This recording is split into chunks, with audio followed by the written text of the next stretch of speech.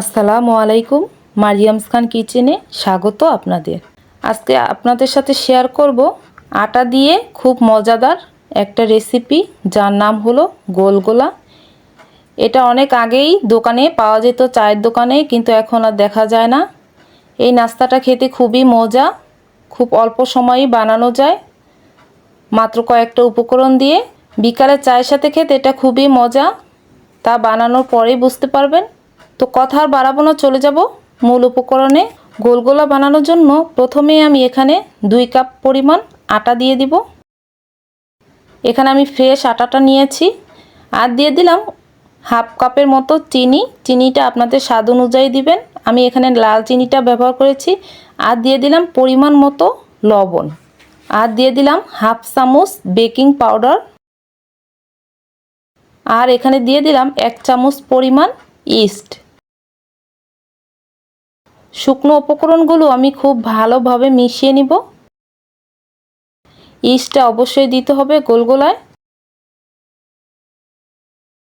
তো শুকনো উপকরণগুলো ভালোভাবে মেশানো হয়ে গেছে। এখানে আমি কুসুম গরম পানি নিয়েছি। কুসুম গরম পানি নেওয়ার চেষ্টা করবেন। তো খুব ভালোভাবে একটা গোলগোলার ব্যাটার তৈরি করে নিব। এটা একদম শক্ত হবে না, একদম নরম হবে না, একটু খেয়াল করলেই বুঝতে পারবেন। খুব ভালোভাবে মাখিয়ে নিচ্ছি। এতে গোলগোলাগুলো খুব সফট হবে, ফুলকো হবে।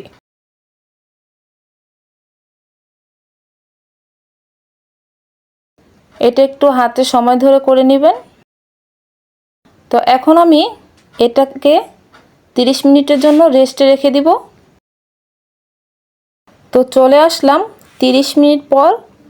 ব্যাটারের ঘনত্বটা আমি দেখিয়ে দিচ্ছি হাত দিয়ে। তো দেখেই বুঝতে পারবেন আশা করি।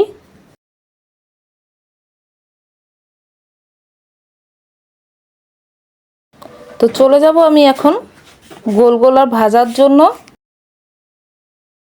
তো চলে আসলাম গোলগোলা ভাজার জন্য। এখানে পরিমাণ মতো তেল দিয়ে দিচ্ছি। তেলের পরিমাণটা একটু বেশি দিতে হবে। তো তেলটা আমার গরম হয়ে গেছে। এখন আমি হাত দিয়ে গোলগোলাগুলো তেলের ভিতর ছেড়ে নিচ্ছি। আপনারা ছোট বড় সাইজ বুঝেই দিবেন। চুলার আঁচটা কমিয়ে দিতে হবে। হাই হিটে রাখলে উপরটা পড়ে যাবে, ভিতরটা কিন্তু হবে না। তো একে একে সবগুলো দিয়ে দিচ্ছি। আরেকটা কথা, আমার ভিডিওটা যদি ভালো লাগে প্লিজ লাইক কমেন্ট করে দিবেন আর সাবস্ক্রাইব করে আমার পাশে থাকার অনুরোধ রইল। তো এক পাশটা আমি উল্টিয়ে দিচ্ছি।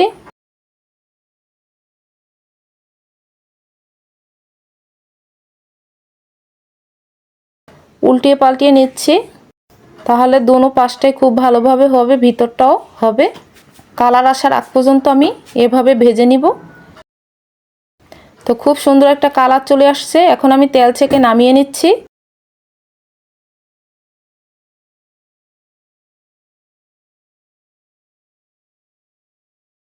আবার আমি তেলের ভিতর গোলগোলার ব্যাটারগুলো দিয়ে দিচ্ছি। একইভাবে আমি সবগুলো ভেজে নিব।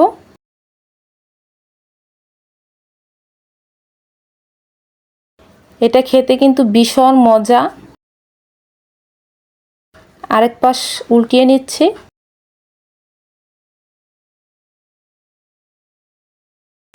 উল্টিয়ে পাল্টিয়ে নিচ্ছি।